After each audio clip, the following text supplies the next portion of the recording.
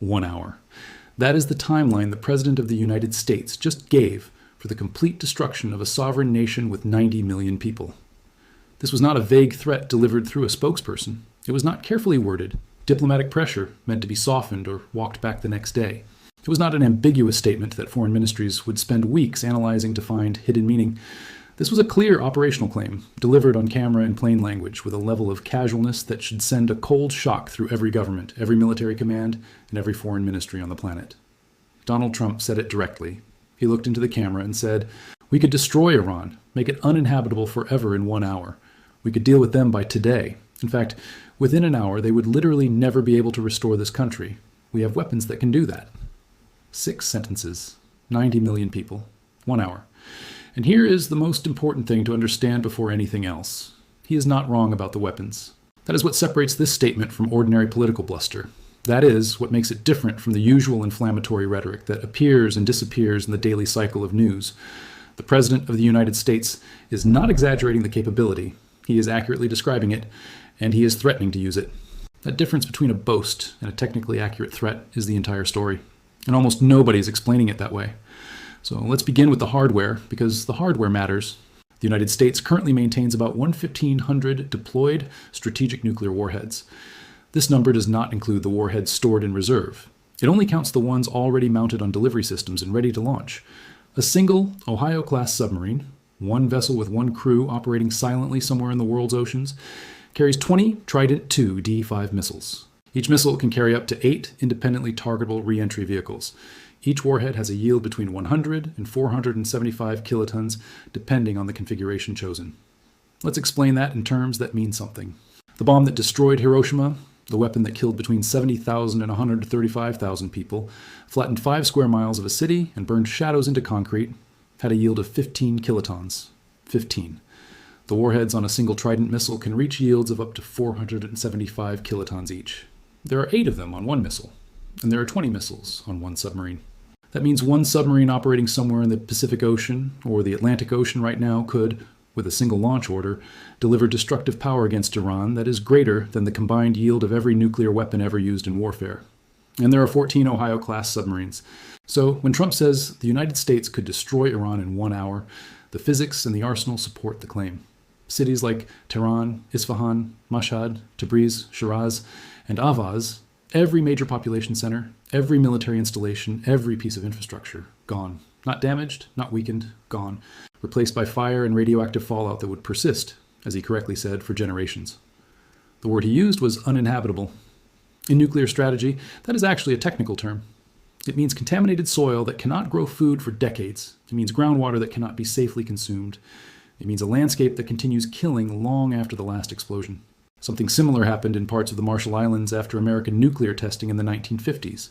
Some areas of land are still officially recognized by the United States government as contaminated even today, 70 years later. That is what uninhabitable means when applied at the scale he described. He knows what the word means, and he used it deliberately on camera. Now let's consider what happened in the 60 seconds after those words left his mouth. In Beijing, an intelligence analyst flagged the statement and began writing an assessment, not about Iran, but about the United States. Specifically, about what kind of country casually makes nuclear threats on television, and what that means for every security commitment America has made to other nations since 1945. In Moscow, a communications officer began compiling the clip for distribution, not because Russia feared the threat, but because Russia had just received one of the most valuable pieces of propaganda it has been handed in years, delivered free of charge by the American president himself. In Pyongyang, in Tehran, in Islamabad, and in capitals across the Middle East and Southeast Asia, the same process began at the same time. Analysts started assessing the statement, generals began preparing briefings, leaders started asking the same question. What does this mean for us? The answer to that question is different in every capital, and every answer makes the world more dangerous. Let's begin with Iran, because Iran is the direct target of the statement. The purpose of a threat like this is simple: submission and compliance. It is meant to apply psychological pressure by showing the overwhelming power of the American military in the most extreme terms possible. The idea is that Iranian leaders will calculate that resistance is suicidal and that surrender is the only rational option. But that is not what actually happens. Here's the strategic reality that every serious analyst of Iranian politics understands. Iran's nuclear program has always been shaped by an internal debate between 2 factions. One group argues that building nuclear weapons would invite military action from the United States and Israel. The other group argues that not building nuclear weapons invites the exact same military action. For nearly 20 years, the faction arguing against nuclear weapons often won those debates. Their argument was partly based on the belief that American red lines were somewhat rational, somewhat proportional, and somewhat limited by international opinion. They believed the United States still respected the rules of the global order that it helped create. Donald Trump just gave the pro-nuclear faction inside Iran the strongest argument it has ever had. Now, the argument practically writes itself. America threatens nuclear destruction whether you have nuclear weapons or not. The president himself said he could make Iran uninhabitable forever. Today, not within 1 hour. If an adversary says that openly, the only logical response is to acquire the one weapon system that makes such a threat too costly to carry out. That system is nuclear deterrence. It is the same logic that kept the Cold War from turning hot. It is the same logic North Korea used to survive. It is the same logic Pakistan followed when it felt existentially threatened by India. Every Iranian official who spent the last decade arguing against nuclear weapons has now lost that argument. Not because the military situation changed, but because the American president said the quiet part out loud, on camera, in a sentence simple enough for anyone to understand. If you want to talk about accelerating Iranian nuclear development, that single statement may have done more damage than any covert operation, any sanctions program, or any diplomatic pressure campaign. It handed the most dangerous faction inside Iranian politics a powerful recruitment tool that will be used in internal debates for the next 20 years. Now let's talk about Kim Jong-un, because he is watching this more closely than almost anyone else. North Korea's entire strategy for the last 3 decades has been based on one basic belief. The United States will remove the Kim government from power if it ever believes it can do so without paying a catastrophic price. North Korea's nuclear program does not exist to attack America. It exists to make the cost of American regime change too high to accept. Kim Jong-un did not build nuclear weapons because he wanted to conquer South Korea. He built them because he watched what happened to Saddam Hussein in Iraq and Muammar Gaddafi in Libya. Both leaders either gave up weapons programs or never developed them fully. Both leaders eventually died after conflicts supported or enabled by the United States. So Kim made a rational calculation. Trump's statement about Iran just confirmed everything Kim has always believed about American intentions. The American president looked at a country he has a political dispute with and casually described the nuclear capability available to destroy it within an hour. Kim Jong-un heard that and learned nothing new, but the rest of the world heard it differently. Many countries heard it as confirmation of the exact strategic logic that drives nuclear proliferation. The message that many non-nuclear states with security concerns just received was not, "Comply and you will be safe." The message sounded more like this: "Comply, and you might still be destroyed." Highway. The world just heard the message loud and clear. You are only safe until the political situation changes and a new American president decides otherwise. The only real guarantee of sovereignty against a country that treats nuclear annihilation as a scheduling matter is a deterrent that makes any attack reciprocal. That is exactly the logic the Nuclear Non-Proliferation Treaty, NPT, was meant to prevent. And today, that logic received its strongest endorsement ever from the most powerful nuclear state on Earth.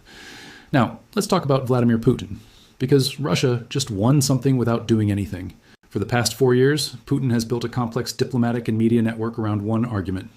American power is unpredictable, hypocritical, and outside the rules, and it demands others obey. He has made this argument repeatedly in Africa, where memories of American intervention are clearer than Western media reports. He has made it in Southeast Asia, Latin America, and the Middle East. He has built entire infrastructures, television networks, social media campaigns, and diplomatic channels to deliver this message consistently. The message worked differently depending on the audience. Skeptical audiences demanded evidence, specific examples where American behavior openly contradicted American rhetoric. Donald Trump just handed Putin the clearest, most undeniable, and easiest to share piece of evidence this argument has ever had. Not a disputed intelligence report, not a claim that could be fact-checked into ambiguity. The President of the United States, on camera, in his own words, without qualification, described nuclear annihilation of a sovereign nation as an option available to him today, within the hour. Putin will use that clip for the next decade. In every forum where American leadership claims Russian behavior violates international norms, in every negotiation where American diplomats cite a rules-based order, in every conversation with a developing nation deciding whether to align with Washington or stay distant, the response will not require debate. It will only require a screen and a speaker. Now, let's talk about the allies, because this part has the longest consequences. Japan does not develop nuclear weapons. South Korea does not develop nuclear weapons. Germany, Australia, Netherlands, Belgium, Norway, None of them develop nuclear weapons, despite having the industrial capacity and scientific expertise to do so within years if they chose. Why not? Because they rely on the American nuclear umbrella. Because the United States has made security commitments that include extended nuclear deterrence, the guarantee that an attack on an ally would be treated as an attack on the United States, and the full force of American nuclear weapons would be available in response. That guarantee only has strategic value if it comes from an actor who is predictable, follows a stable doctrine, uses nuclear weapons according to consistent principles, not the moment-to-moment whims of a single individual. Trump's statement today did more than threaten Iran. It sent a message to every ally under the American nuclear umbrella, a piece of information they now must factor into their strategic calculations. The person controlling that umbrella describes nuclear weapons the same way he describes construction projects, casually with timelines, not like a reliable guarantor. Allies are noticing. Japan is already debating whether its pacifist constitution and reliance on American security guarantees are enough for the security environment it actually faces. That debate just gained new fuel. South Korea has long had a constituency advocating for independent nuclear development, suppressed largely because of faith in American security guarantees. That faith is now being visibly tested. Australia, Poland, the Baltic states, every country that built its defense strategy assuming American commitments are stable and its doctrine predictable, all of them are now quietly reassessing. They are asking the same uncomfortable question. What exactly did we gain from our alliance? And does it still cost what we thought it did? One final point, and it is the most important. Every person alive today grew up with a specific taboo in the world of nuclear weapons. The taboo is that nuclear weapons are not usable weapons. They exist at the edge of human capability as a warning, a reminder of what is possible and a lesson about what must never happen. Leaders who control them are understood to see them not as military tools, but as symbols of the end of civilization itself. That taboo is maintained not by law or treaty alone, though treaties exist, not by physical constraints. It is maintained by culture, doctrine, and the weight of every statement every nuclear leader has ever made, signaling that these weapons occupy a different category. That taboo just took public documented damage. 6 sentences spoken by the man commanding the largest nuclear arsenal on Earth. The taboo may still hold. The institutional constraints around American nuclear use, the military chain of command, procedural requirements, political costs, all remain significant. None of that disappeared today.